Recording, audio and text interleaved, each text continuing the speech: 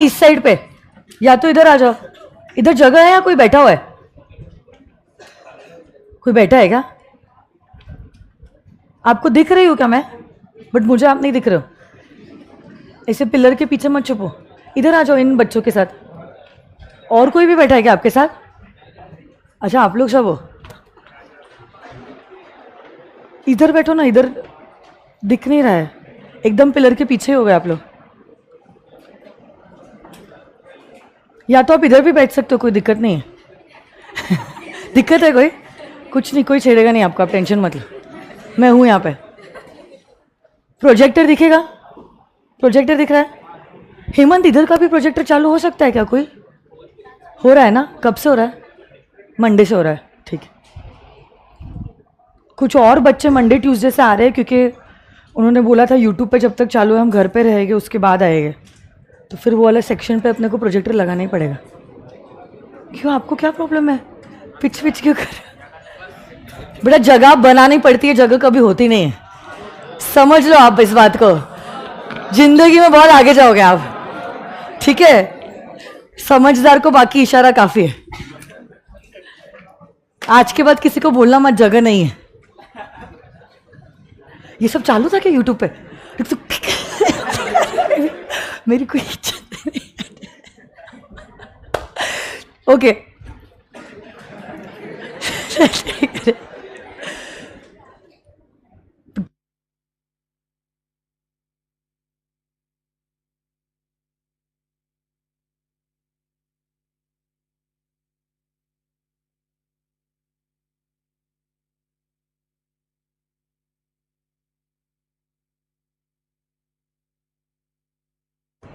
so very good morning to every one of you all. Good morning all my virtual students also. सुन लिया इन लोगों ने, अच्छे comments चालू हो गए इन लोगों के। बेटा ऐसे ही क्या बताया अभी आपको, छोड़ दो, चलो। तो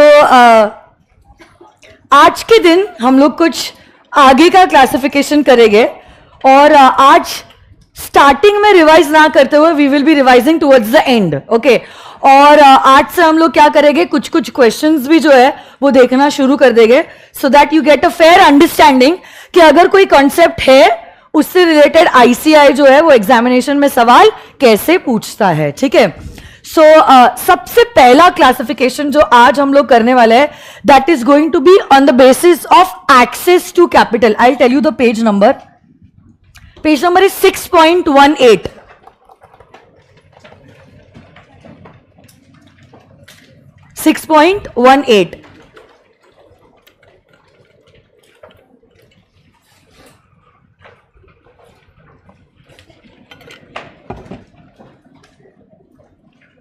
ओके, बहुत इजी क्लासिफिकेशन है,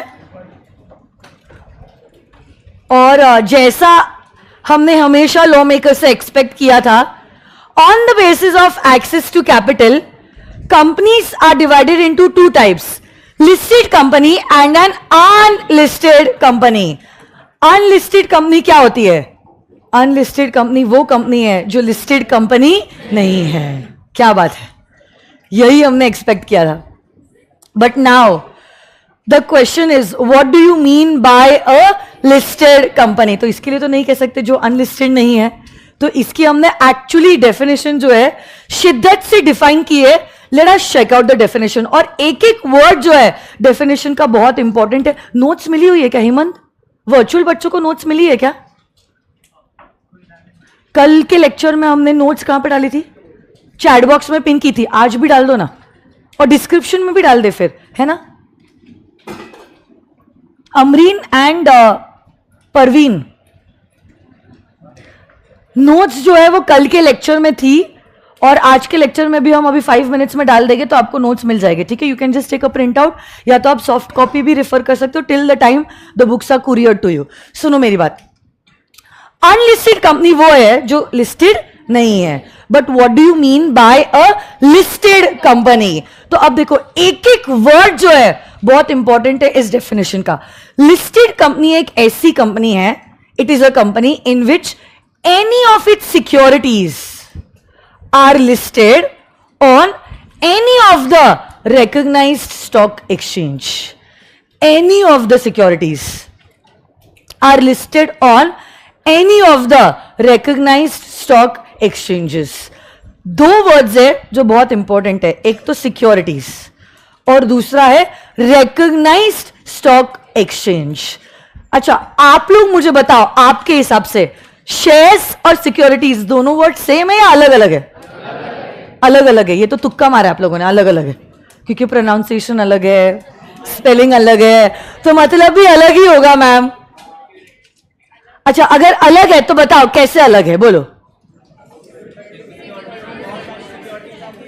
अच्छा, तो आपका ये मतलब है securities is a broader word and shares is a narrower word. Okay, shares yes is a part of securities, but उसके अलावा, शेयर्स के अलावा सिक्योरिटीज में और क्या क्या आता है?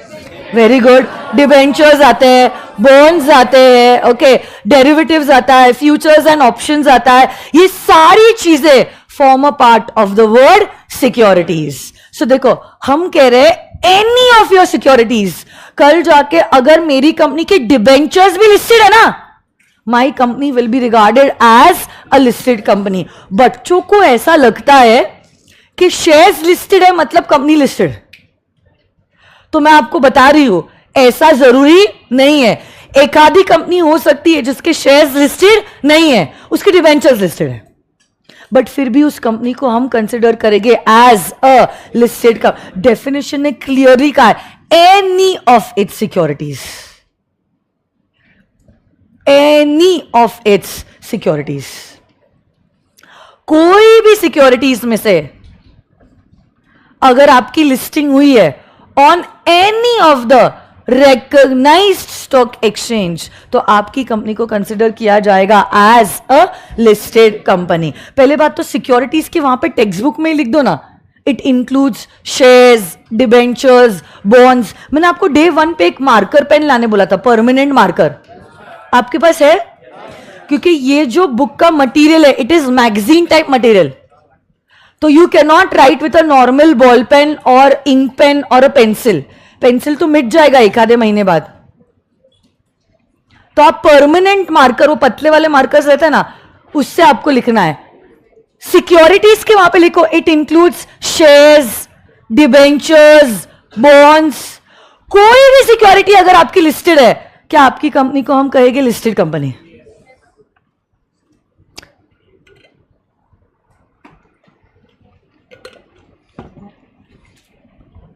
लिस्टेड कहां पर?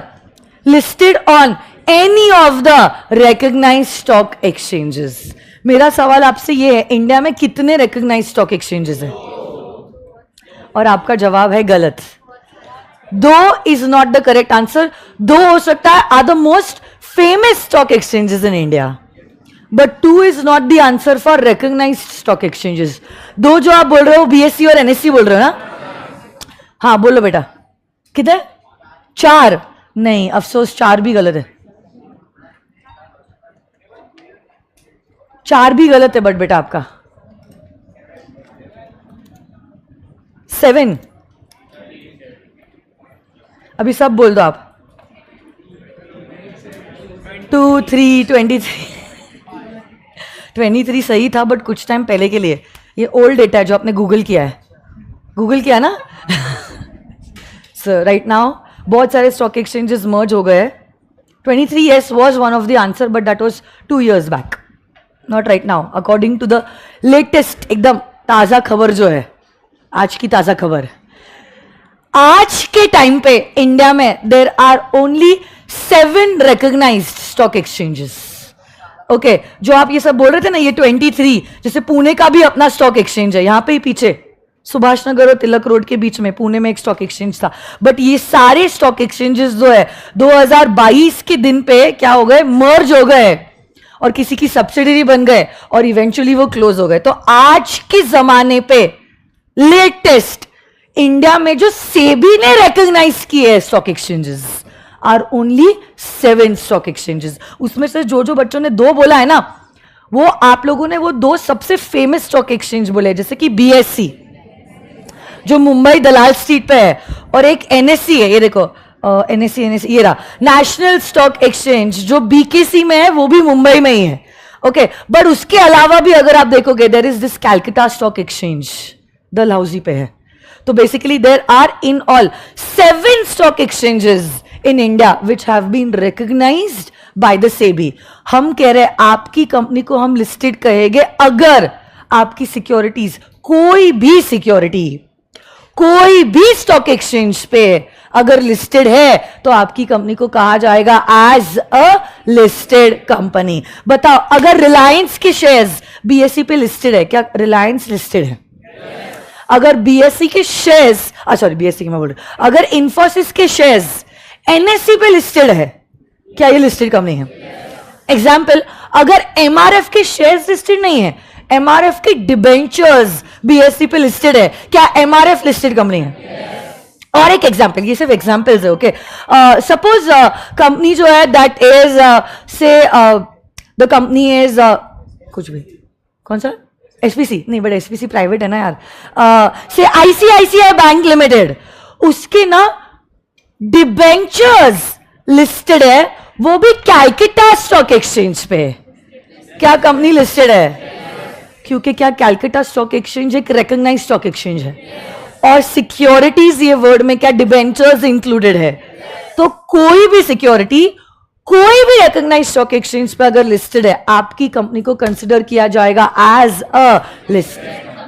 और अगर आपकी कंपनी लिस्टेड नहीं है तो आपकी कंपनी को कहा जाएगा एज एन अनलिस्टेड. खैर, कंपनीज एक्ट में इतना रेलेवेंस नहीं है इस क्लासिफिकेशन का. क्यों, मैं आपको बताना चाहती हूं.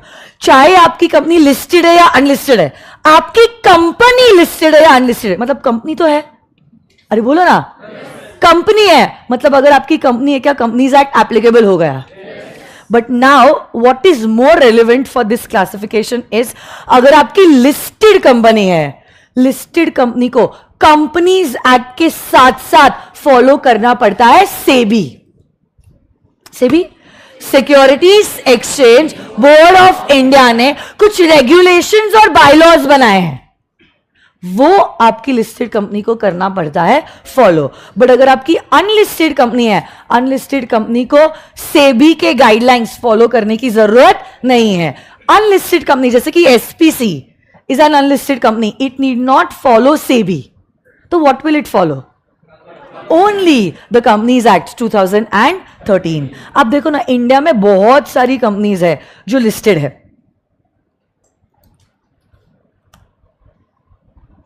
अब अगर आप रिलायंस इंडस्ट्रीज को ही देख लो, अच्छा ये मैंने पूछा ही नहीं, यहां पे मत देखो आप, क्या एक कंपनी मल्टीपल स्टॉक एक्सचेंज पे लिस्ट हो सकती है? Yes. So if you want to, you can also get your company listed on multiple stock. सिर्फ इंडिया के नहीं, sometimes you can also get it listed on foreign stock exchanges, जैसे Dow Jones या New York stock exchange. आप अगर चाहो India के बाहर भी आपकी सिक्योरिटीज को लिस्ट कर सकते हो, इस पे कोई भी पाबंदी नहीं है. बट हां, मैं आपको इंटर में पढ़ाने वाली हूं. अगर आप कल जाके लिस्टिंग का प्लान कर रहे हो, आप लोगों को सिर्फ अप्लाई नहीं करना है लिस्टिंग के लिए, एप्लीकेशन के साथ साथ आप लोगों को वो सारे स्टॉक एक्सचेंजेस जिसमें आपने अप्लाई किया था लिस्टिंग के लिए, वो सारे स्टॉक एक्सचेंजेस की परमिशन भी ऑब्टेन करनी है. Apply plus obtain permission. कल जाके मैंने ज्यादा होशियारी बताई. 3 रिकॉग्नाइज्ड स्टॉक एक्सचेंजेस में अप्लाई किया, 2 ने हां बोल दिया, 1 ने मना कर दिया. सेबी ये नहीं देखेगा कि 2 लोगों ने हां बोला है, सेबी ये देखेगा कि एक स्टॉक एक्सचेंज ने मुझे मना कर दिया है, मैं अलॉटमेंट नहीं कर सकती. सपना शुरू होने के पहले ही चूर चूर हो जाएगा, सच में. और अगर मैंने अलॉटमेंट कर भी दिया ना, ये allotment is going to be considered as void ab initio. तो आपको एप्लीकेशन के साथ साथ वो सारे स्टॉक एक्सचेंजेस की परमिशन भी करनी पड़ती है ऑब्टेन. नहीं आई बात समझ में?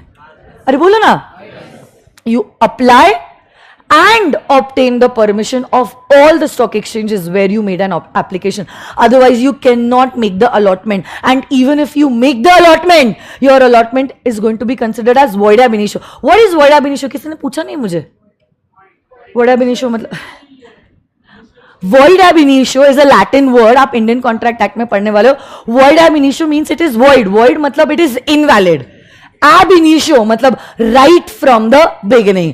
इसको हम इजी लैंग्वेज में आप लोगों के लिए कह सकते हैं नल है. नल, नल मतलब nullity, zero effect. Zero effect कुछ अच्छा नील है. Fine, sorry my bad.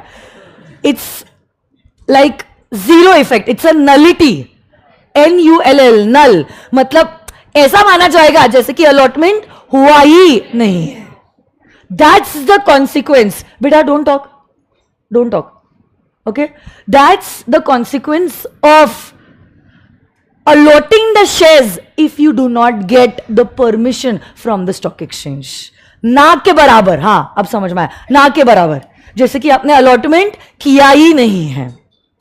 Okay, so it's very important. आप ही बताओ, सपोज अगर आप मेरे चार्टर्ड अकाउंटेंट हो और मैं अपनी कंपनी लिस्ट कराने का सोच रहा हूं, मैं आपके पास आई, आप मेरे को क्या ओपिनियन, क्या सुझाव दोगे कि मुझे इनिशियल स्टेज पे सातों के सातों स्टॉक एक्सचेंज पे रिकॉग्नाइज करवाना चाहिए या इज्जत में एक पे ही जाना चाहिए?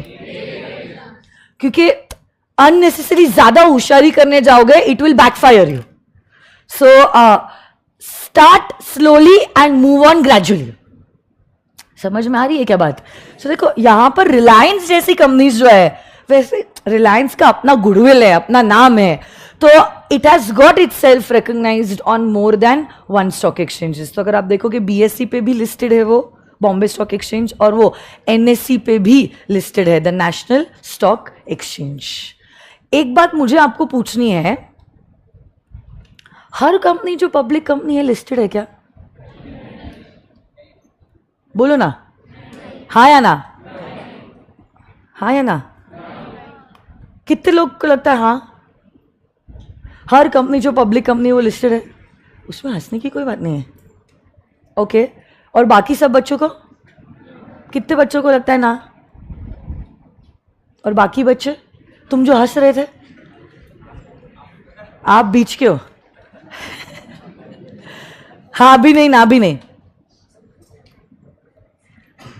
देखो, मैं आपको बताना चाहती हूं, एक मिनट, मेरे पास एक भी तो क्या है.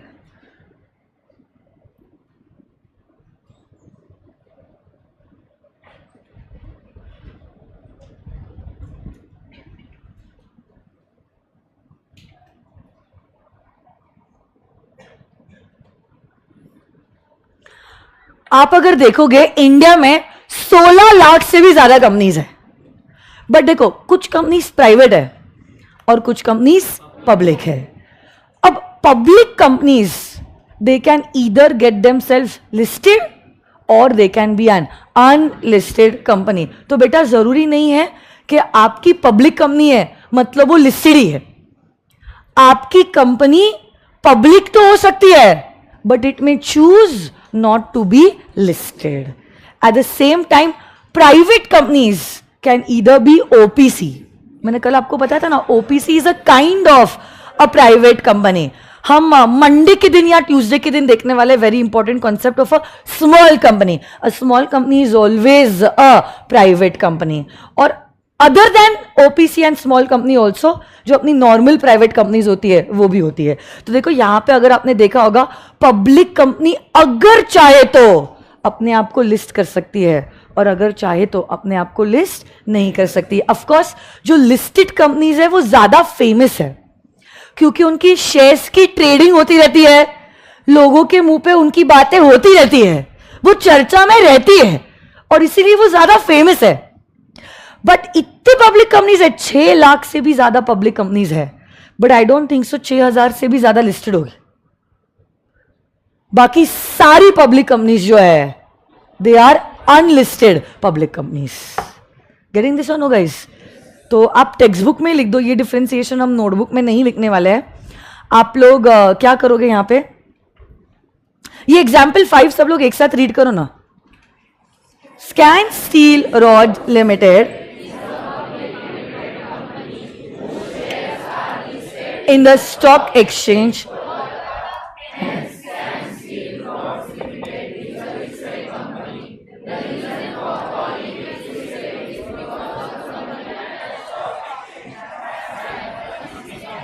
For trading of the shares in the capital.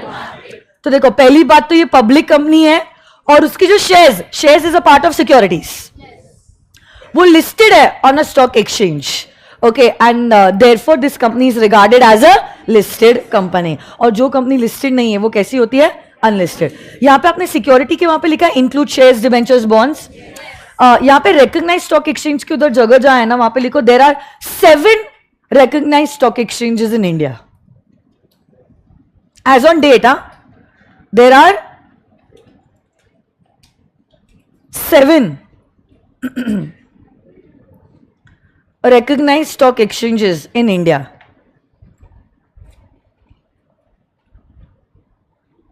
There are, लिखो ना बेटा, लिख लिया?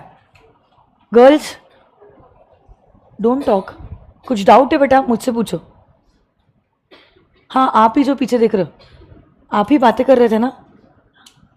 कुछ डाउट है आपको? लिख रहे थे बातें करते करते।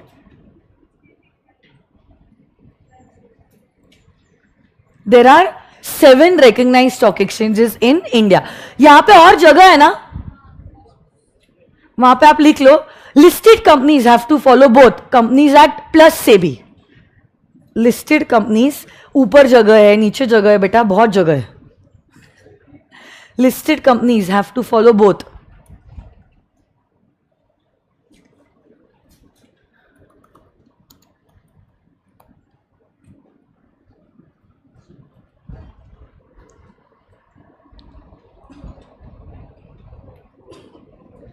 Have to follow both. What both? Companies act plus SEBI guidelines.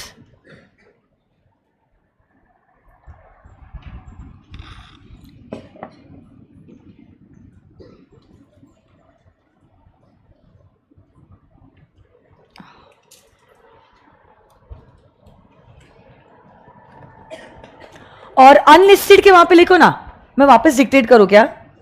Listed companies have to follow both companies act plus SEBI, हाँ सेबी गाइडलाइंस। और अनलिस्टेड के वहां पे लिखो unlisted companies follow only the companies act 2013। They follow only the companies act 2013।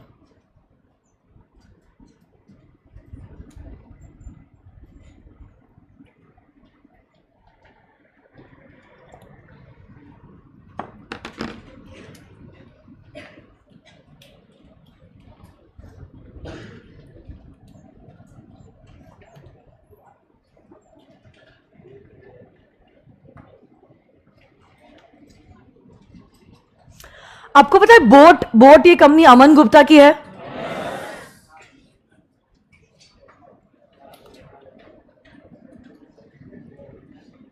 अरे यार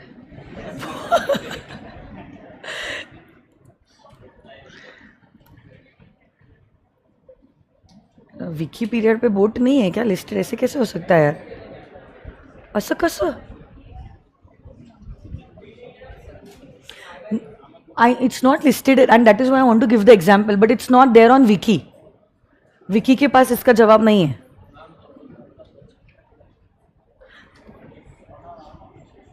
नहीं तो मैं इसकी वेबसाइट पे देख रही हूँ इस कंपनी के बारे में। अबाउट अस कुछ है क्या कहीं पे? बोर्ड ऑफ डायरेक्टर्स,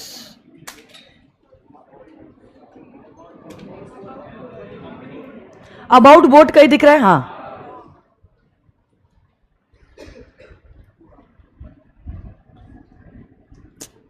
ठीक है, उन्होंने इसमें उनका विजन और मिशन और वो सब लिखा हुआ है।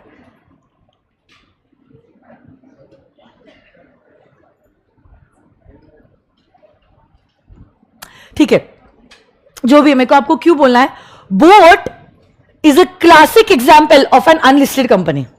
खैर उसका आईपीओ अभी आने वाला है, so it's in the process of being listed, but अभी तक तो वो अनलिस्टेड कंपनी है ना। पब्लिक कंपनी तो है बट अनलिस्टेड है। कुछ टाइम बाद फिर मुझे दूसरा एग्जांपल देना पड़ेगा, because soon it's going to announce its IPO, the first time initial public offer, पहली बार जब आप जनता के पास जाते हो। It's an IPO. उसके बाद एफपीओ, है ना. तो आप क्या कर सकते हो, लास्ट चीज जो मैं आपको लिखवा रही हूं अभी, है ना, रोना मत. लिस्टेड कंपनी के वहां पे एग्जाम्पल आप लिख सकते हो, रिलायंस, टाटा मोटर्स, इंफोसिस, और अनलिस्टेड के वहां पे लिख सकते हो बोट.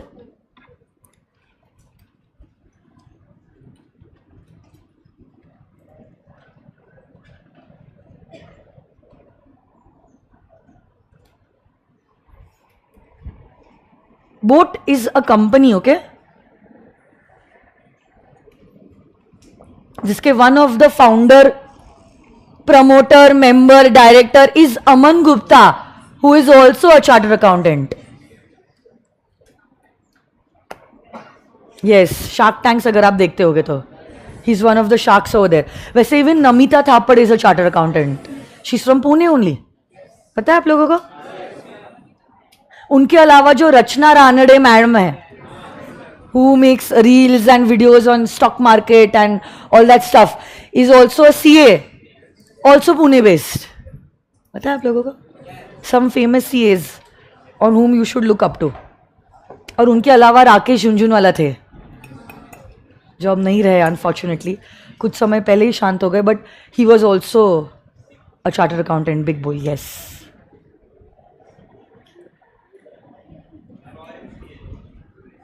कौन? चलो आ जाइए. So I am not making all right this classification, is it okay? क्या बोल रहे हो? ठीक है, चलो आ जाइए.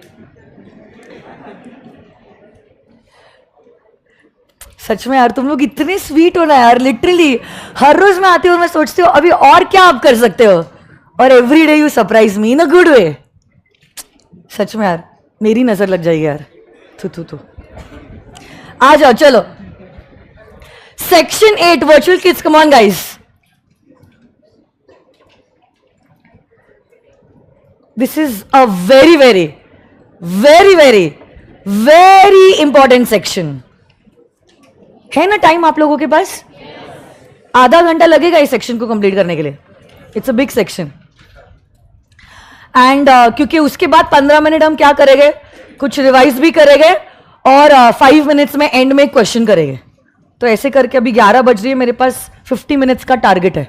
ठीक है, let's do it. Come on guys, yes you can do it. आप लोगों ने बीइंग ह्यूमन के बारे में सुना होगा. हाँ, ये सब पूछो मैम, ये सब हमको पता है. So being human is basically form by none other than Salman भाई. बट इस कंपनी की खास बात यह है, सुनो ना, that this company is not incorporated with the intention to make profits. हाँ, सच में.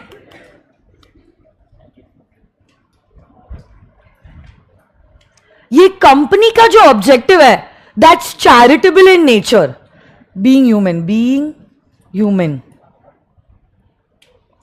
अगर आप देखोगे बीइंग ह्यूमन, पूरा नाम भी देखो आप, बीइंग ह्यूमन फाउंडेशन, नाम से भी समझ में आ जाएगा. It's a Mumbai based charity organisation formed by the Bollywood star Salman Khan. And what does it do? Check it out, guys. It provides education and healthcare services for the underprivileged in India. दो objectives है, एक तो education और दूसरा है health care. But for which people who are not that fortunate enough financially, who are underprivileged in India, उन्हीं को ये ऑर्गेनाइजेशन जो है वो करती है मदद. तो आप बोलोगे मैम, ओ मैम, हम तो देख रहे बी ह्यूमन की एक एक साइकिल 50,000 रुपए बेच रहा है सलमान भाई, तो क्या चैरिटी कर रहा है वो? एक एक जीन्स 6-6 हजार में बेच रहा है सलमान भाई, क्या चैरिटी? कोई नहीं मैम, इतना तो मुनाफा कमा रहे वो. तो देखो, मैं आपको एक बात बतानी है. अगर आपको चैरिटी काम करना है, चैरिटी देने के लिए आपके पास क्या पैसा होना चाहिए? आप किसी की मदद कब करोगे? जब आपके पास खुद पैसा है. अब ये जो पैसा है, या तो आप बिजनेस करो, पैसा कमाओ, और जो पैसा कमाया है मेंबर्स को ना डिस्ट्रीब्यूट करते हुए आप पैसे को क्या कर सकते हो? इस्तेमाल कर सकते हो फॉर चैरिटी पर्पस. या तो फिर आप क्या कर सकते हो, अनदर तरीका इज लोगों से डोनेशन लो और डोनेशन लेने के बाद जिनको उसकी जरूरत है उनको उससे मदद करो। दो तरीके हैं, लोगों से पैसा लो और जरूरतमंदों को दो, एक तरीका। दूसरा तरीका, मैं किसी के सामने हाथ नहीं जोड़ूंगी, पैसा दो पैसा दो पैसा दो, मैं खुद अपना अंपायर बनाओगी, बिजनेस करोगे, बट बिजनेस करके जो प्रॉफिट बनाया है, ये प्रॉफिट में मेंबर्स को dividend is a kind of a profit, मैं डिस्ट्रीब्यूट नहीं करोगी, उसके बदले में ये जो पैसा मैंने बनाया है, I will use it for the furtherance of my objective and that is for providing education and health care services.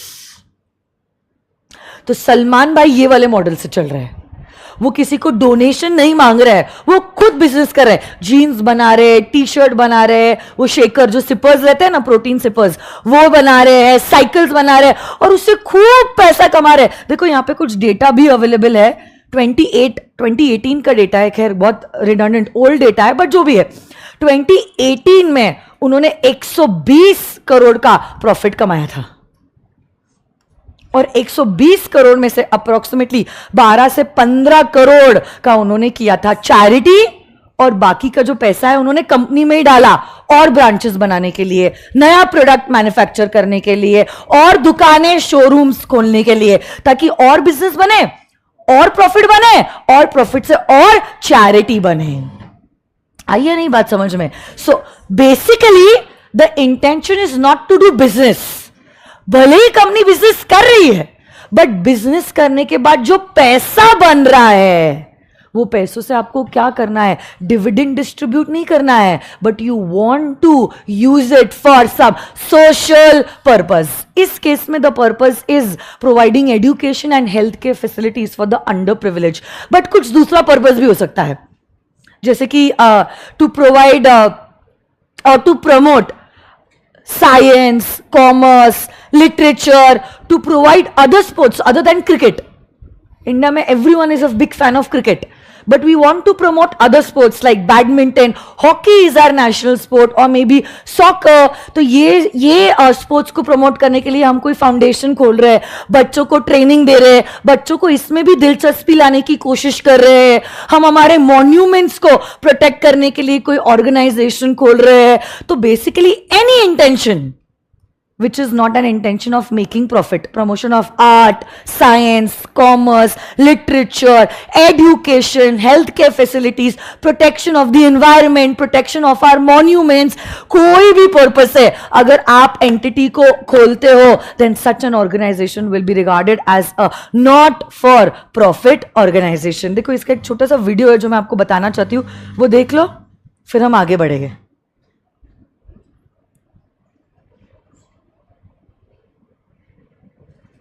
यहाँ पे कहीं दिख रहा है आपको आवाज? दोस्तों आपको तो पता ही होगा कि सलमान खान एक चैरिटी फाउंडेशन चलाते हैं जिसका नाम है बीइंग ह्यूमन। यह फाउंडेशन 2007 2 मिनट का छोटा सा वीडियो देख ले। चाहता है कि सलमान खान बचपन से ही अपना पेरेंट्स को दूसरों की मदद करते हुए देखते थे, जिस वजह से उनका चैरिटी की तरफ आकर्षण हुआ और उन्होंने फाउंडेशन की शुरुआत की। 2014-15 में बीइंग ह्यूमन ने 170 करोड़ रुपए की कमाई की थी। आपको पता है कि ये फाउंडेशन क्यों बनाया गया और इससे लोगों की किस तरह से मदद की जाती है, शायद आपको नहीं पता होगा। तो चलिए दोस्तों जानते हैं।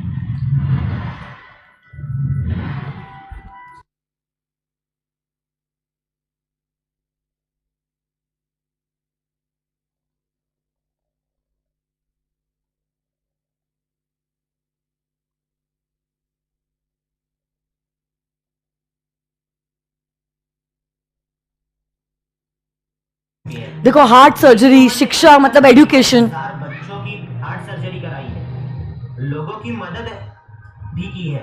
यह फाउंडेशन अलग रेवेन्यू मॉडल पर काम करता है। लोगों से डोनेशन लेने के बजाय बीइंग ह्यूमन ने कपड़े ऑनलाइन स्टोर पर बेचकर पैसे जुटाता है। सेल्स का कुछ प्रतिशत हिस्सा बेसहारा लोगों की मदद के लिए खर्चा किया जाता है।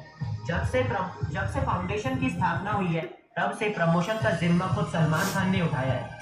वह ज्यादातर मौकों पर बीइंग ह्यूमन के ही कपड़े पहनकर दिखाई देते हैं, यहाँ तक कि अपने करीबियों और दोस्तों को भी बीइंग ह्यूमन के ही कपड़े गिफ्ट करते हैं। कई बार फैशन शो पर भी बीइंग ह्यूमन के कपड़े ठीक है। पहनकर आते हैं और उन्हें प्रमोट भी करते हैं और अन्य बहुत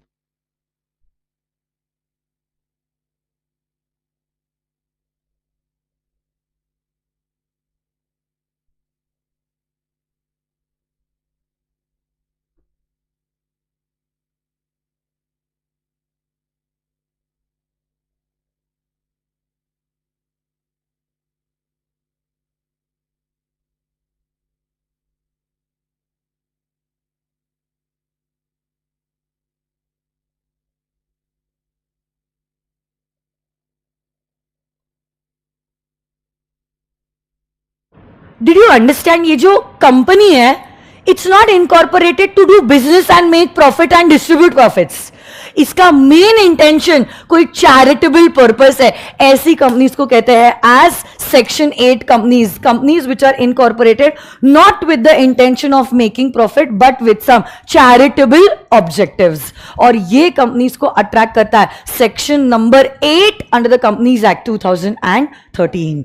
तो अगर आप देखोगे, ये देखो आपके टेक्स्ट बुक्स का ही पेज नंबर 19 है. देखो, चेक इट आउट. कोई भी company which was formed for what? Check it out guys. Formed for what? Not to make profit and distribute profits, but they are formed to promote some charitable object like promotion of art, science, commerce, literature, education, protection of environment, protection of our Indian monuments. ये सभी को protect करने के हिसाब से जो entity को बनाया गया है, उस एंटिटी को कहते हैं as a section 8 entity. Okay. और ये सारा का सारा अपना प्रॉफिट जो है वो किस पर्पस के लिए इस्तेमाल करने वाली है? डिविडेंड डिस्ट्रीब्यूट करने के लिए. पूरा का पूरा पैसा इस्तेमाल होगा for the purpose of its objective, जो भी उसका ऑब्जेक्टिव है. हर एंटिटी का अपना अलग ऑब्जेक्टिव होता है. आपने कभी क्राई के बारे में सुना है क्या? Child rights and you. Child, no not first cry बेटा. Child rights and you. Cry.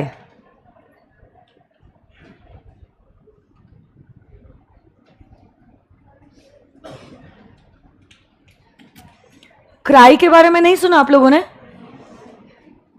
Okay. So cry, इसका कहीं तो ये देखो, cry is an NGO in India and it is committed for doing everything so that it could protect the right to education. मैंने जो highlight किया है वो दिख रहा है क्या? एक मिनट मैं जूम करूं इसको. जूम, ये देखो. It is committed for what? To ensure that every child in India is getting the right to education, safety, protection, health, nutrition and participation. तो इन राइट्स को प्रोटेक्ट करने के लिए इंडिया के 19 राज्यों में, स्टेट्स में ये एंटिटी काम कर रही है. Okay. Issues like child education. गांव में बच्चों को पढ़ाया ही नहीं जाता है ज्यादा, क्योंकि उनको लगता है बच्चों को पढ़ाना बोझ है फैमिली पे. तो अगर पैसों की वजह से नहीं पढ़ाया जा रहा है, ये एंटिटी दूसरे तरीके से काम करती है. किसी से डोनेशन लेगी, मतलब जैसे आपको कॉल आएगा और कहेगी कि राधा जो है इस गांव की, उसको उसके माँ बाप नहीं पढ़ा रहे हैं, क्योंकि उनको लगता है कि वो अभी काम करना चालू कर दे और पैसे कमाए. वो क्या राधा तो पढ़ना चाहती है, क्या आप राधा की मदद करोगे? हाँ, तो फिर आपसे पैसे लिए जाएंगे और राधा के एजुकेशन में ये पैसे डाले जाएंगे. या तो फिर to avoid child marriage, child labour, the right to health and nutrition of every child. ये सारी चीजों पे क्राई काम कर रहा है. बट क्राई बिजनेस करके पैसे नहीं कमा रहा है. क्राई क्या करता है? लोगों से डोनेशन लेता है. यहां पे भी कहीं होगा, ये देखो, डोनेट नाउ दिख रहा है आपको. So you can donate it and you can donate the money, you can select the purpose why you want to donate, and then your money will be utilized for the purpose that you gave it for. But क्योंकि ये company अगर section 8 company की तरह recognise है, अब हमको ये डर नहीं लगेगा कि हमारा दिया गया पैसा क्या वही पर्पस के लिए इस्तेमाल हो रहा है या नहीं. बहुत बार क्या होता है, लोग पैसा ले तो लेते हैं बोल करके हम इनकी मदद करेंगे उनकी मदद करेंगे, ये जो लोग जो है जो फ्लड से अफेक्ट हुए हैं उनको खाना देंगे, कपड़ा देंगे, मकान देंगे. अरे हमको क्या पता मिडिल मैन ने पैसा ले लिया तो, हमने तो अच्छे इंटेंशन से दिया, क्या उनको ये अच्छे इंटेंशन से मिला भी है या नहीं? We have no idea about the same. Are you getting this और no? But now, because the entity is recognized as a company, अगर being human is recognized as a section 8 company, होगा क्या बच्चों? कंपनीज एक्ट एप्लीकेबल हो जाएगा वो entity को. Companies act मतलब 470 सेक्शन. ये कंपनी भाई कुछ भी नहीं कर सकती जो अपनी मन की बात है, जो करना है जब करना है ऐसा हो ही नहीं सकता है. आपको इज्जत में रहना पड़ेगा. समझ रहे हो क्या आप बात? You are responsible for everything. ROC की कांस्टेंट फाइलिंग है, आरडी का चेक है आपके ऊपर, गवर्नमेंट का चेक है आपके ऊपर. कोई भी पर्सन अगर चाहे आपके फाइनेंशियल स्टेटमेंट्स डिमांड कर सकता है, profit and loss account, balance sheet. तो आप कुछ भी नहीं कर सकते. हर एक चीज की अकाउंटेबिलिटी है. जनता नहीं तो आरओसी को तो आप अकाउंटेबल हो, register of companies. So it's more systematic and controlled entity. और प्लस अगर आप ऐसी एंटिटीज को डोनेट करते हो आपको टैक्स का भी बेनिफिट मिलता है. So it's a win win situation. आपको दिया गया पैसा आप सोर्स से निकाल सकते हो, कहां इस्तेमाल हुआ है, कैसे इस्तेमाल हुआ है और किसको दिया गया है, क्या क्या पर्पस के लिए. तो आप रेस्ट अश्योर्ड हो बिहाइंड द बैक कि अगर पैसा दिया भी है, राधा को सच में पैसा पहुंचा भी है. और दूसरा, डोनेशन की वजह से जो टैक्स बेनिफिट मिले वो फायदे अलग.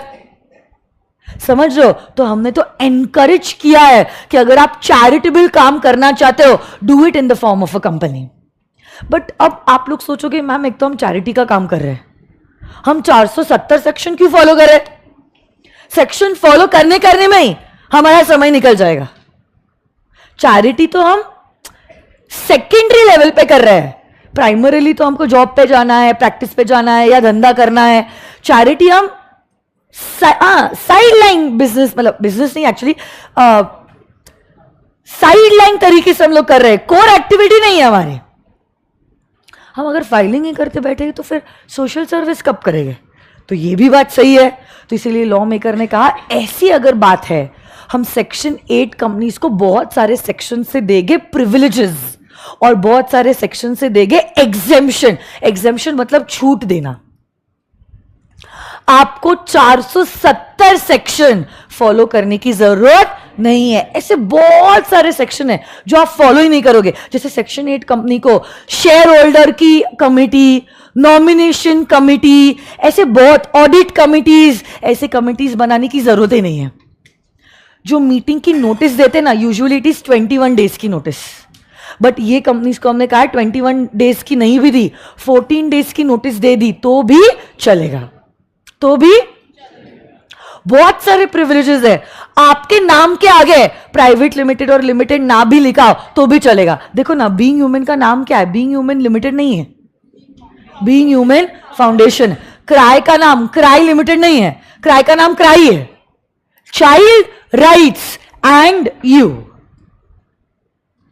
आपको प्राइवेट लिमिटेड या लिमिटेड शब्दों का इस्तेमाल करने की जरूरत नहीं है. बट ऐसी कंपनी अगर आपको इनकॉर्पोरेट करनी है, आपको लेना पड़ता है सेंट्रल गवर्नमेंट का परमिशन. सेंट्रल गवर्नमेंट ऐसे ही कोई भी एरे गेरे व्यक्ति को परमिशन नहीं देगी. नहीं तो आप तो इसका गलत फायदा उठाओगे, पैसा ले लोगे जनता से और खुद मजे में रहोगे. तो सेंट्रल गवर्नमेंट का आपको लेना पड़ता है परमिशन. और जहां सेंट्रल गवर्नमेंट लाइसेंस दे सकता है, सेंट्रल गवर्नमेंट आपसे लाइसेंस छीन भी सकता है. सीजी को जब लगा आप गलत इस्तेमाल कर रहे हो, आप डिविडेंड डिस्ट्रीब्यूट कर रहे हो, आप कंडीशंस को वायलेट कर रहे हो, सेंट्रल गवर्नमेंट आपका लाइसेंस रिवोक कर लेगी. Revoke is the legal word for छीनना. क्या कर लेगी बोलो तो? रिवोक करना मतलब वापस से ले लेना। अगर वापस से ले लिया, जो प्रिविलेजेस आपको दिए थे, क्या वो प्रिविलेजेस हट जाएंगे? अब आपको नाम के आगे प्राइवेट लिमिटेड या लिमिटेड लिखना पड़ेगा। नोटिस 14 डेज की नहीं होगी, 21 डेज की होगी। सारी कमिटीज आपको फॉर्म करनी पड़ेगी। अरे बोलो ना। अगर ऐसा लग रहा है ना सिर्फ लाइसेंस छीन के बात नहीं चल रही है, ये जो मैनेजमेंट है उनका ही दिमाग पापी है, कैरेक्टरलेस लोग हैं, हम ऐसा भी ऑर्डर पास कर सकते हैं कि आपकी कंपनी को एक दूसरी कंपनी के साथ अमैल्गमेट किया जाए। ओके, अमैल्गमेट मतलब समझता है क्या? मर्ज करना। तो आपकी कंपनी को दूसरी कंपनी के साथ हम मर्ज भी कर सकते हैं, ताकि मैनेजमेंट में वो वाले लोग भी आ जाए, तो अब इन पे दबाव आ जाए। और क्योंकि दूसरे लोगों का चेक आ जाएगा ना, थोड़ा सा गलत काम करने से डरेंगे ना भी करे मे भी, तो we can merge the companies. ऐसा लग रहा है कि नहीं यार, मर्ज करना भी सही सोल्यूशन नहीं है, ये लोग ही इनको बिगाड़ देंगे सुधरने के बदले। We can also pass an order for winding up of the company. Winding up मतलब जाल खत्म, tata bye bye see you, गला घोट के मार दिया कंपनी को। वाइंडिंग अप का भी ऑर्डर आप पास कर सकते हो। वाइंडिंग अप के वक्त भी जो सरप्लस एसेट्स है वो आप मेंबर्स को नहीं दोगे, you will donate it to another section 8 company which was form for a similar object. मतलब कहीं पे भी हमने आपको एग्जिट रूट नहीं दिया है, नहीं तो आप सोचोगे कि चलो वाइंड अप कर लेंगे, एंड पे पैसा अपने अपने जेब में डाल देंगे। नो नो, ये पैसा भी आप क्या करोगे, जो भी सरप्लस बचा हुआ है आप डोनेट करोगे टू अनदर सेक्शन 8 कंपनी। ये 4-5 पॉइंट्स है which are really very very very very very important. आते क्या एक बार टेक्स्ट बुक पे, क्या ये कंपनी डिविडेंड डिस्ट्रीब्यूट कर सकती है? बोलो। They are prohibited. प्रोहिबिटेड मतलब आप जानते हो ना, बैंड है, बैंड। चाह कर भी डिविडेंड डिस्ट्रीब्यूट नहीं कर सकते।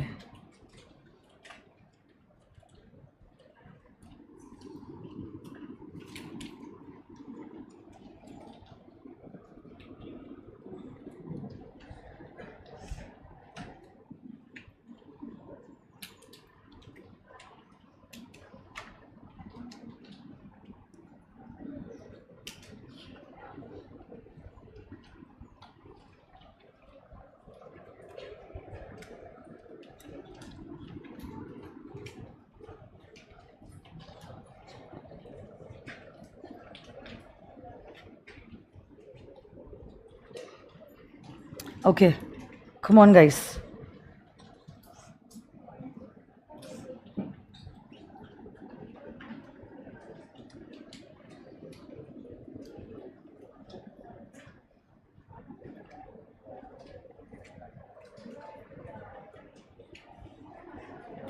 ठीक है, मैं समरी भी लिखवा दूंगी।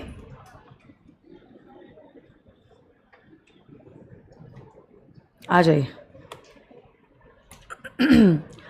तो बताओ मुझे, क्या ये कंपनी बिजनेस करने के लिए इनकॉर्पोरेट की गई है? उनका इंटेंशन क्या है? Charitable, promotion of art, science, commerce, literature, education, sports, protection of environment, protection of monuments, ये सब उनका हो सकता है ऑब्जेक्टिव। बोलना।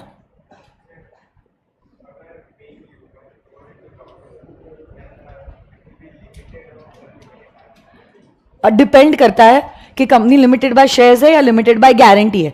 तो जब आप कंपनी इनकॉर्पोरेट करते हो ना, तब आप बोलते हो ना कंपनी लिमिटेड बाय शेयर्स है या गारंटी है। So it's a company, proper company. सिर्फ यहां पे इंटेंशन कुछ और है ना। एंड जो भी पैसा कंपनी ने कमाया है, जस्ट इन केस अगर बिजनेस करके प्रॉफिट कमाया, जस्ट इन केस, एक तो है डोनेशन लो और पैसा आप आपके ऑब्जेक्टिव के लिए यूज करो। बट बीइंग ह्यूमन जैसे कंपनीज है ना जो बिजनेस करके प्रॉफिट कमा रही है, प्रॉफिट आप कमाकर डिविडेंड डिस्ट्रीब्यूट नहीं कर। देखो, प्रोहिबिटेड, प्रोहिबिटेड म्हणजे क्या? बैंड। तो आपको ये पैसों का करना क्या है? प्रमोट करना है अपना ऑब्जेक्टिव। बता मुझे, ये कंपनी को बनाने के लिए क्या सेंट्रल गवर्नमेंट के लाइसेंस की जरूरत है? So section 8 company is allowed by central government to be incorporated, और उसके बाद आपने आपके नाम में लिमिटेड या प्राइवेट लिमिटेड ना भी लिखा है तो भी क्या चलेगा?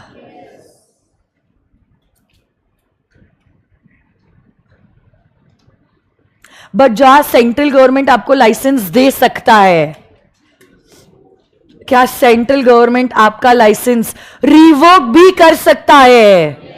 कब रिवोक करेगा? अगर आपने इस प्रोविजन को कॉन्ट्रावीन किया है। कॉन्ट्रावीन करना मतलब वायलेट करना, तोड़ना। रिवोकेशन का मतलब जिनको नहीं पता है प्लीज लिख दीजिए, छीनना, to take it back. Virtual kids, I hope you all are paying attention.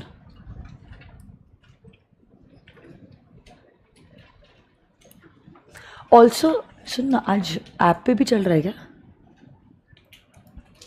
I think virtual kids आप लोगों का आईडी पासवर्ड देना शुरू हो चुका है। Yesterday evening my staff was doing it, maybe by today सब कुछ हो गया, एक बार चेक करना। Yesterday evening it had started to give the ID passwords. अगर आपको आईडी पासवर्ड मिल चुका है, I would request you all to watch today's lecture, जो भी, अभी तो मेरा लेक्चर खत्म होना है, अकाउंट्स का है और इकोनॉमिक्स का क्लास है। और मंडे भी आप एप्लीकेशन पे ही देखो, आप यूट्यूब पे मत देखो, क्योंकि मंडे के दिन would be the last day of conducting the lecture on the app on YouTube. Tuesday से 100% we will be shifting on the app. तो अगर आप आईडी पासवर्ड को टाइप इन करके आप ऐप पे देखोगे ना, आपको समझ में आ जाएगा। अगर कुछ इश्यूज है तो you can get it resolve before Monday दिन। नहीं तो बाद में अचानक से जब यूट्यूब पे नहीं रहेगा और आपको दिक्कत आएगी तो आपका लेक्चर मिस हो जाएगा। आज यूट्यूब पे चालू है क्या? सिर्फ यूट्यूब पे आज चालू है, ऐप पे नहीं चालू है। बट एक बार पूजा से बात कर, कल उसने शाम को आईडी पासवर्ड देना चालू किया था, उसको पूछ आईडी पासवर्ड दे दिया है क्या? तो अपन इकोनॉमिक्स की और अकाउंट्स की क्लास दोनों पे प्ले करेगा, यूट्यूब पे भी और ऐप पे भी। पूछ पूजा से और मेरे को बता। तो सेंट्रल गवर्नमेंट ने जो लाइसेंस दिया है, सेंट्रल गवर्नमेंट क्या लाइसेंस छीन भी सकता है? अगर सेंट्रल गवर्नमेंट को लग रहा है आपने प्रोविजंस को कॉन्ट्रवीन किया है, तोड़ा है, तो ऐसे केस में या आपने बिजनेस को फ्रॉड्यूलेंटली कंडक्ट किया है या वायलेट किया, जैसे कि आपने क्या किया, प्रोहिबिटेड हो ना आप डिविडेंड देने से, आपने डिविडेंड ही डिस्ट्रीब्यूट कर लिया, क्या आपने सेक्शन को कॉन्ट्रवीन किया है? तो क्या करेगा सीजी बताओ? आपका लाइसेंस रिवोक कर देगा। और जैसे ही आपका लाइसेंस रिवोक किया, आपको नाम के आगे लिमिटेड या प्राइवेट लिमिटेड क्या डालना पड़ेगा? ऑफ कोर्स लाइसेंस छीनने के पहले you will be given an opportunity of being heard. कभी भी कोई भी इंसान को इंडिया में सजा डायरेक्टली सुनाई नहीं देती है। You always have a right to speak अपने डिफेंस में। ऐसा नहीं होता मैंने आप पे इल्जाम लगा दिया मतलब आप गलती हो और आप बस हो गया, ऐसा नहीं। आपको भी मौका दिया जाएगा अपने आप को नॉट गिल्टी प्रूफ करने का, इसलिए कंपनी को भी मौका दिया जाएगा। सारे आईडी पासवर्ड चले गए ना? 100% ना? अभी भी दे रहे? अभी तक के सारे गए? हाँ। तो जिन्होंने कल तक रजिस्टर किया था कोर्स में, आप सब लोगों को आईडी पासवर्ड मिल चुका है। और I will just request my team के आगे के आज के जो 2 लेक्चर्स है वो यूट्यूब और एप्लीकेशन दोनों पे प्ले हो। और मंडे के दिन भी आप यूट्यूब पे मत देखना लेक्चर, आप एप्लीकेशन पे ही देखना।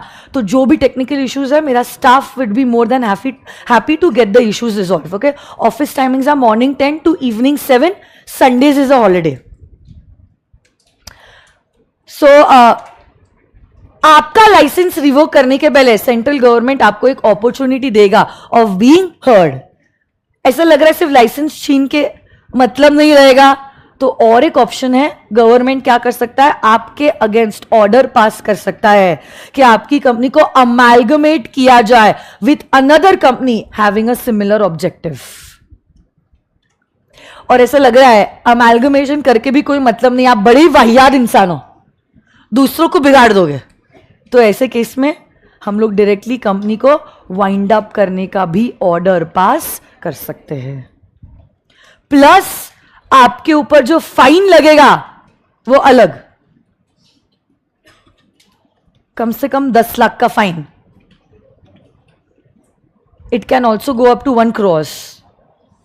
बस ये कंपनी के ऊपर का फाइन है। और डायरेक्टर को फाइन अलग लगता है 25,000 rupees up to 25 lakh rupees.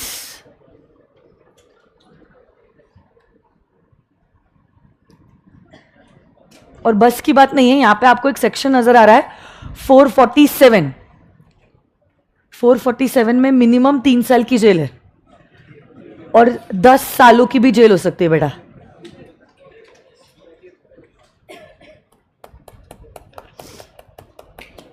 तो देखो ये सिग्निफिकेंट पॉइंट्स है, मतलब basically it's a summary summary. Come on guys, बताओ ये जो कंपनीज इनकॉर्पोरेट होती है, क्या इनका इंटेंशन प्रॉफिट कमाना होता है? It is some charitable object. Okay, profit अगर कमाया भी है, should it be used for the purpose for which it was incorporated? ये कंपनी डिविडेंड डिक्लेयर नहीं कर सकती। इनकॉर्पोरेट करने के लिए क्या सेंट्रल गवर्नमेंट का लाइसेंस लगता है? इनके नाम में प्राइवेट लिमिटेड या लिमिटेड लिखने की जरूरत नहीं। उनके नाम में usually foundation, club, chamber of commerce ऐसे वर्ड्स इस्तेमाल होते हैं। ओके, लाइसेंस अगर सीजी ने दिया है, लाइसेंस रिवोक भी किया जा सकता है। लाइसेंस रिवोक होने के साथ साथ आपको जो प्रिविलेजेस दिए थे वो भी रिवोक हो जाएंगे। सिर्फ इससे अगर बात नहीं चल रही है, हम अमेलगमेशन का भी ऑर्डर पास कर सकते हैं। अमेलगमेशन नहीं तो वाइंडिंग अप का भी ऑर्डर पास कर सकते हैं। इनको क्या क्या प्रिविलेजेस मिलते हैं? 21 डेज के बदले ये नोटिस कितनी दिन की देंगे इनको? हाँ, ये तो मैंने बोला ही नहीं, इनको मिनिमम नंबर ऑफ डायरेक्टर्स का रिक्वायरमेंट भी नहीं है। अपन ने जैसे कहा था ना, प्राइवेट कंपनी को 2 डायरेक्टर, पब्लिक कंपनी को 3 डायरेक्टर, एनपीओ मतलब सेक्शन 8 कंपनीज को कोई मिनिमम डायरेक्टर की रिक्वायरमेंट नहीं है। They need not constitute share holder committee, nomination committee, remuneration committee, ऐसे सब कमिटीज बनाने की जरूरत नहीं है। और ये भी एक छोटा पॉइंट है बट इंपॉर्टेंट है, पार्टनरशिप फर्म भी मेंबर बन सकता है सेक्शन 8 कंपनी का।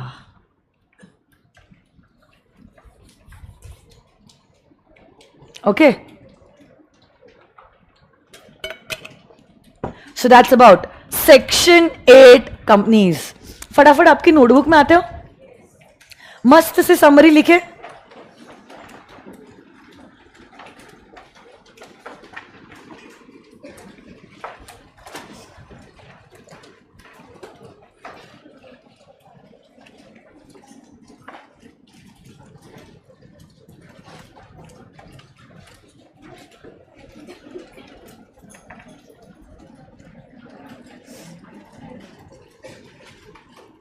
आप एक नए पेज पे आते हो क्या? क्योंकि आपका वो जो दूसरा चार्ट है ना, उसमें मेरे को होल्डिंग, सब्सिडरी, एसोसिएट करना है। आपने कितना कितना कौन से चार्ट पे लिखा है? आपने प्राइवेट पब्लिक लिखा है, limited by shares, limited by guarantee and unlimited लिखा है। फिर आपने एक सिंगल पेज पे ओपीसी लिखा है, हाँ, और फिर और क्या क्या लिखा है आपने? और जगह कितनी छोड़ी आपने? आप और एक चार्ट, मैंने आपको और 2 डबल शीट पेपर छोड़ने बोला है ना, वहां पे आपका होल्डिंग आएगा, सब्सिडरी आएगा, एसोसिएट आएगा, आपका गवर्नमेंट कंपनी आएगा और आपका फॉरेन कंपनी और वो सब आएगा। तो मुझे और एक सिंगल पेज पे लिखो ना आप, सेक्शन 8 कंपनी। किधर लिखोगे अभी आप? कोई भी सिंगल पेज पे? हाँ हाँ, ओपीसी के आगे लिख दो, चलेगा। 2 डबल शीट ऑफ पेपर और एक ब्लैंक चाहिए मेरे को। 4 कैसे बेटा? पहले 2 पेजेस है जिसमें आपने private, public, limited by shares, limited by guarantee, unlimited. उसके बाद मैंने आपको और डबल शीट ऑफ पेपर छोड़ने बोला था, वहां पे नहीं बोला? बोला था ना कल। ओपीसी पीछे लिखो उन लोगों के लिए जिनके लिए उनका एक पेज खाली था, बट जिनका खाली नहीं था उन लोगों के लिए मैंने बोला था 2 डबल शीट खाली रखो फिर ओपीसी लिखो, ऐसा बोला था मैंने, बराबर?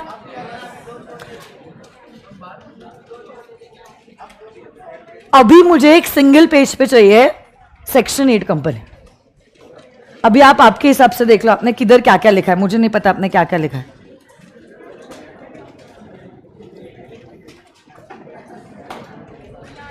लिखो।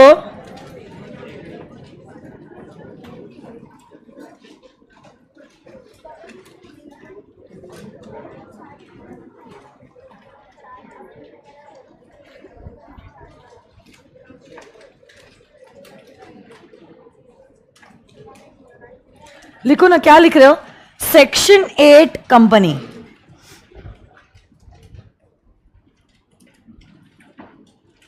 Section 8 company.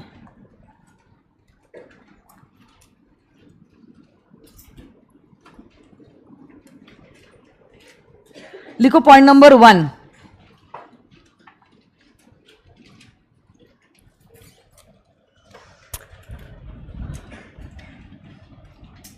पॉइंट नंबर 1 लिखो. Such companies are formed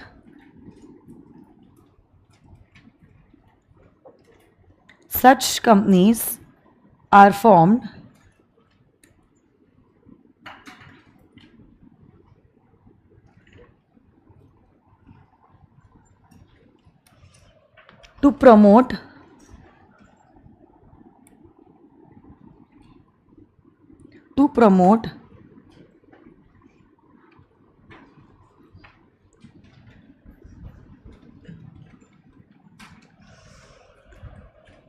the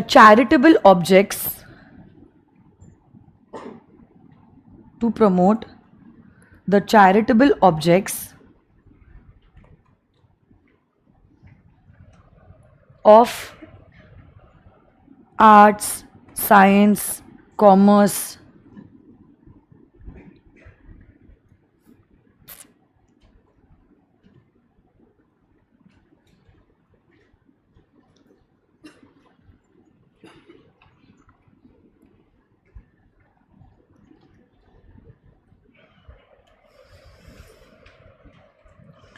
charity, etc. Charity, etc. ठीक है. नेक्स्ट पॉइंट लिखो. Such companies have to apply their profits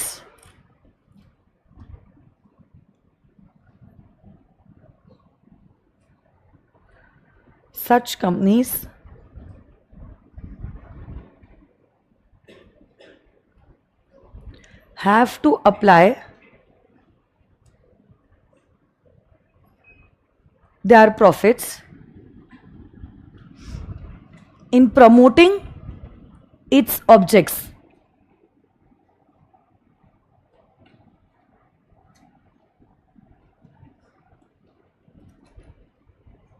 In promoting its object, and they are prohibited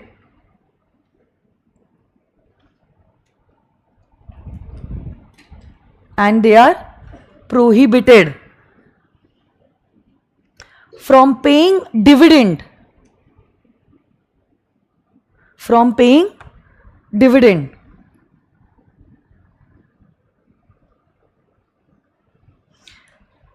to their members.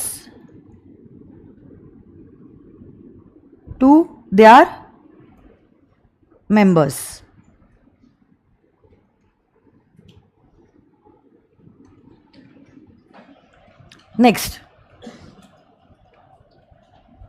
such companies need a license from the central government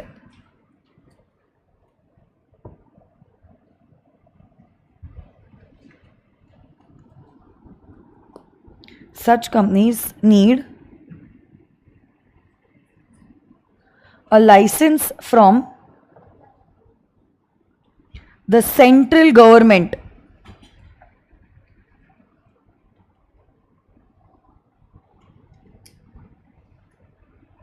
for incorporation.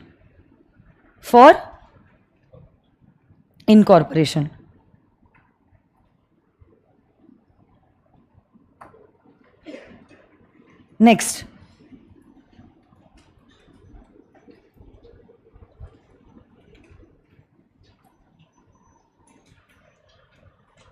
whether license can be issued by the central government. क्या लिखा आप लोगों ने? हाँ, next point आपने इस पे लिखा कि सेंट्रल गवर्नमेंट को लाइसेंस, मतलब इनको सेंट्रल गवर्नमेंट से लाइसेंस लेना पड़ता है फॉर इनकॉर्पोरेशन. अभी आप लिखो कि जहां सेंट्रल गवर्नमेंट लाइसेंस दे सकता है, सेंट्रल गवर्नमेंट इनसे लाइसेंस छीन भी सकता है. तो आप लिखो, क्या लिखा आपने? where the central government can issue a license, where the central government can issue a license,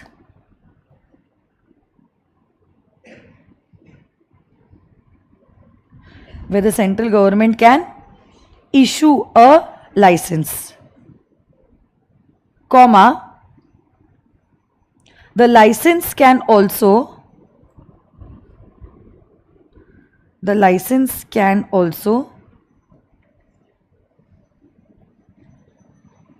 be revoked.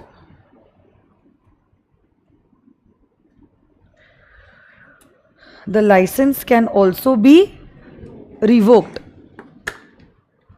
by the central government. By the central government. If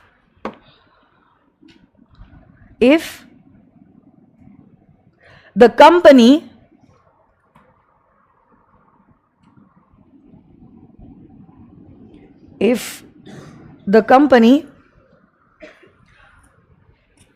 contravenes, contravene करना मतलब क्या? तोड़ना, contravenes the requirements of the act.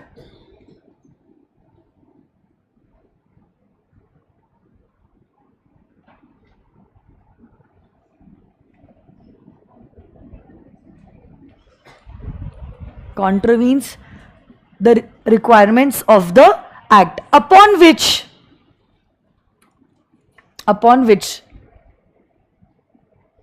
the company shall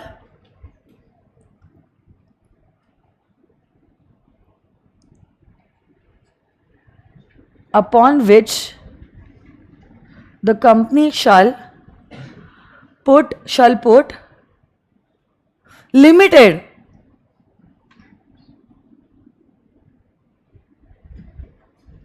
or private limited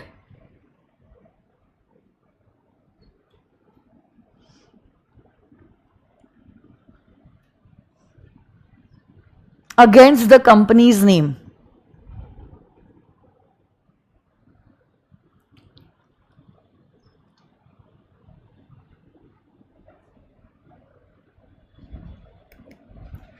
next point दीजिए,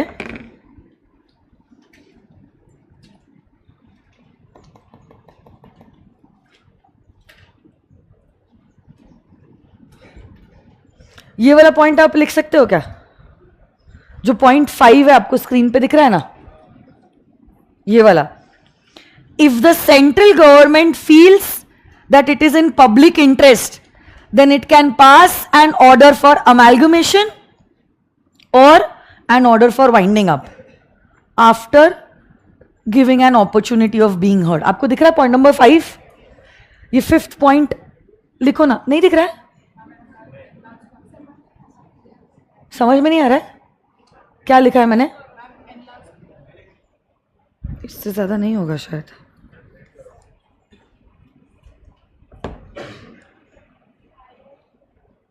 मैं dictate करती हूँ, छोड़ो. लिखो आप. If the central government feels, if the central government feels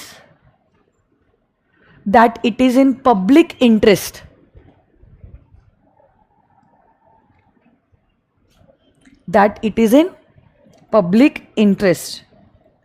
then it may pass an order,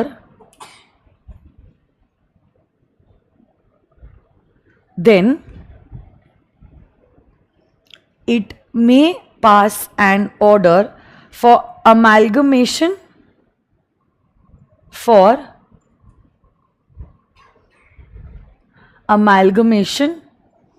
with another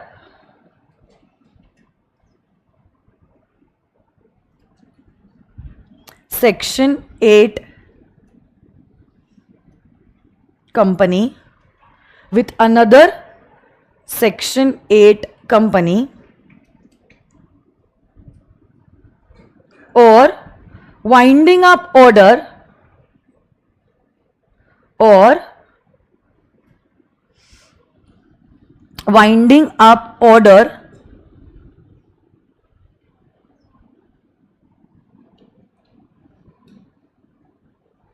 after giving an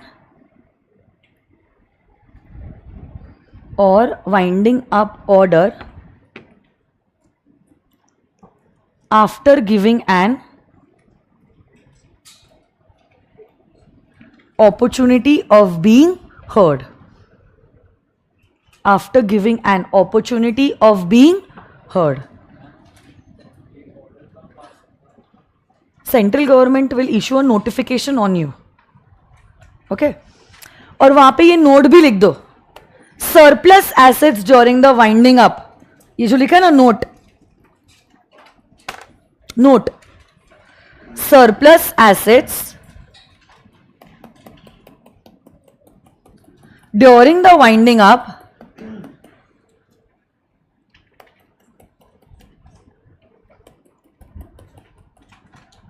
will be donated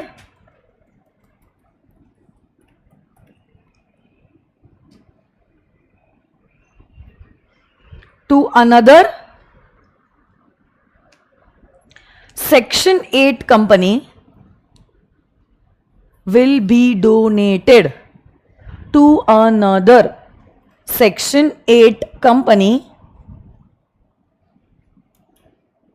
with a similar objective. जिनको नहीं दिख रहा मैं डिक्टेट कर रही हूं आप लोगों के लिए. With a similar objective.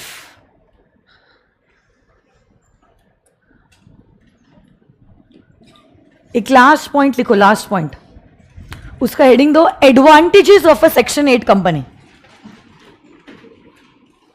Advantages of a section 8 company. इसके 4 बच्चे.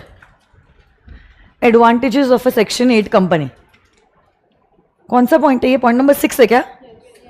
Advantages of a section 8 company. तो 6 का ए लिखो, 6A. It can call it's meeting. 6A लिखो. It can call it's meetings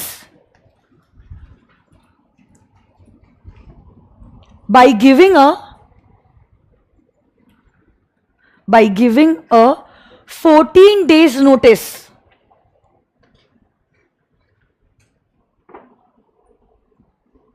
instead of 21.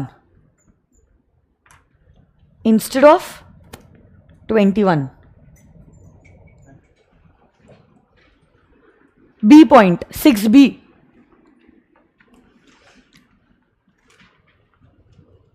No requirement of minimum number of directors. No requirement of minimum number of directors.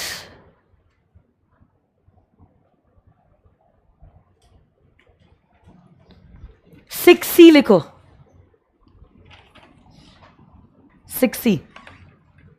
No need to constitute. Constitute मतलब बनाने की जरूरत नहीं है. No need to constitute nomination committee.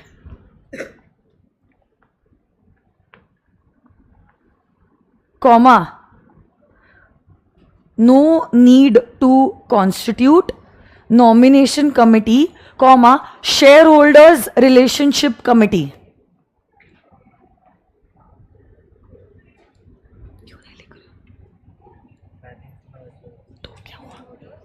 Shareholders relationship committee.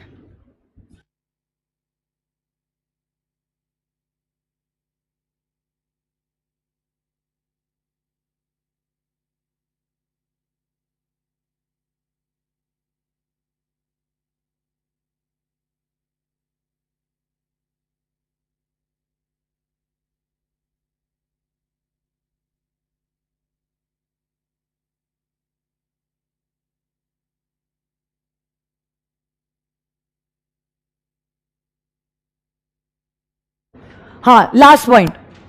A partnership firm 6D हो जाएगा ना. A partnership firm, a partnership firm can be a member of a Section 8 company. ये तो बस शुरुआत है, 3 घंटे पेपर लिखना है of a section 8 company.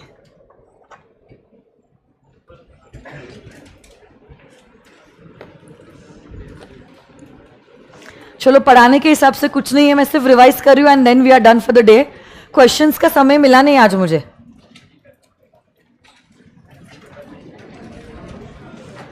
Questions Monday ही हो गए फिर। आज कैसे करेंगे बेटा, अभी आपकी अगली टीचर आ जाएगी ना, आपका 12 बजे का क्लास है ना, आप ब्रेक नहीं चाहिए आप लोगों को? देखते चलो एक बार रिवाइज तो कर ले। मेरे को एक्चुअली बहुत शिद्दत से कराने थे क्वेश्चंस, क्योंकि आपकी जिंदगी बहुत निर्भर थे क्वेश्चंस के ऊपर। एक बार पैटर्न समझ में आ गया ना, बेस पक्का लग जाएगा, बस उसके बाद मेरा लोड कम है, बाकी आपको ही मैनेज करना रहेगा। इसलिए कुछ दिख रहा है क्या, क्या लिखा है? ये कोई बात नहीं, आपको आपका सारा जो है ना दिमाग में छप चुका है, आपको देखने की जरूरत नहीं है। देखो, on the basis of liability companies are divided into 3 types. Can you tell me the 3 types? Company limited by shares, company limited by guarantee and an unlimited company. अगर आपकी कंपनी लिमिटेड बाय शेयर्स है, members की liability कितने हद तक limited है? Unpaid share capital. ये पैसा कब कब बुलाया जा सकता है? Either during the or during the winding up. अगर shares fully paid up shares है, क्या लायबिलिटी खत्म हो चुकी है? अगर आपकी गारंटी कंपनी है, मेंबर्स की लायबिलिटी कितने हद तक लिमिटेड होती है? Guaranteed amount. ये गारंटीड अमाउंट कहां लिखा होता है? मेमोरेंडम के लायबिलिटी क्लॉज में। बट ये पैसा कब बुलाया जा सकता है? Only during the winding up. और अनलिमिटेड कंपनी में मेंबर्स की लायबिलिटी होती है अनलिमिटेड। बट ये जो लायबिलिटी है ये अराइज कब होगी? That too if the assets are following short to repay the liabilities, तभी क्या ये लायबिलिटी अराइज होगी? Okay, next, on the basis of membership companies are divided into 2 types, private company and public company. अच्छा, public company वो company है जो private company, तो what do you mean by a private company? जिसके articles में है LRP। L is for limitation on what? Number of members up to 200। But 200 की गिनती में joint holders will be considered as and employ members and ex employ members will not be counted. R is for restriction on what? Transferability of.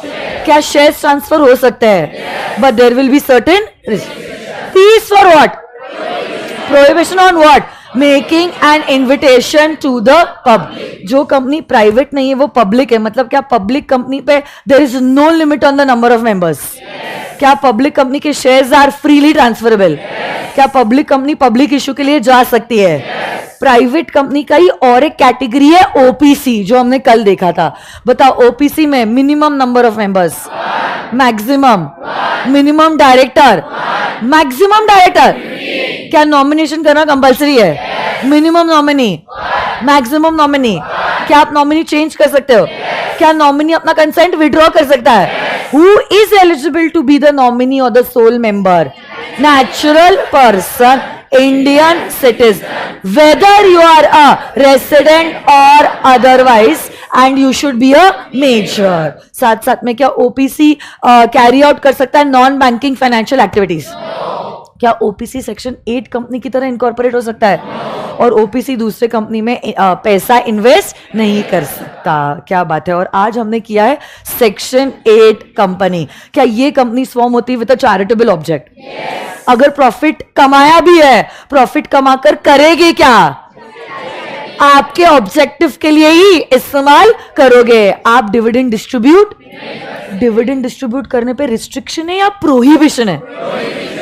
चाह कर भी आप dividend distribute नहीं कर सकते। अलोंग विद दैट बता मुझे, इनको इनकॉर्पोरेट करने के लिए क्या सेंट्रल गवर्नमेंट के लाइसेंस की जरूरत है?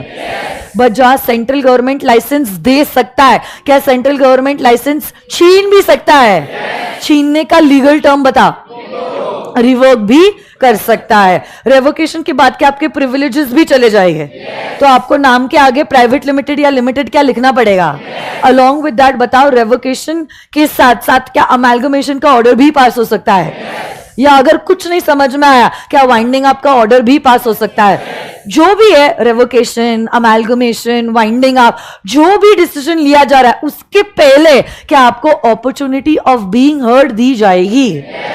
सेक्शन 8 कंपनीज के कुछ प्रिविलेजेस है, जैसे कि इनको 21 डेज की नोटिस देने की जरूरत नहीं। कितने दिन की notice they?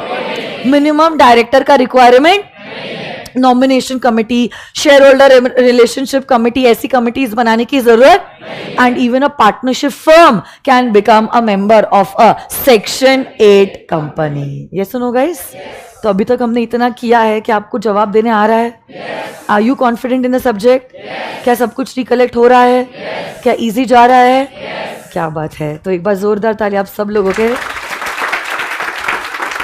And I am really very happy with your performance and the way you are giving the answer. ऐसे ही बेटा जवाब देते रहना और अच्छे से लेक्चर्स अटेंड करते रहना, बहुत आगे जाओगे जिंदगी में, है ना। Thank you so much, God bless you all.